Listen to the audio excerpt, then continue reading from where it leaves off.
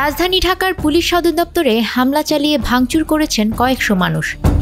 সোমবার রাত 8:45টার দিকে ঢাকার বঙ্গবাজারের কাছে ফিনিক্স রোডে পুলিশের সদর দপ্তরে তাণ্ডব চালায় তারা।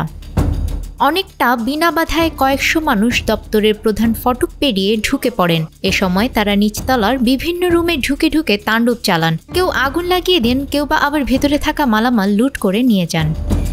এদিন ঢাকার বেশ কয়েকটি থানাতেও হামলার ঘটনা ঘটে।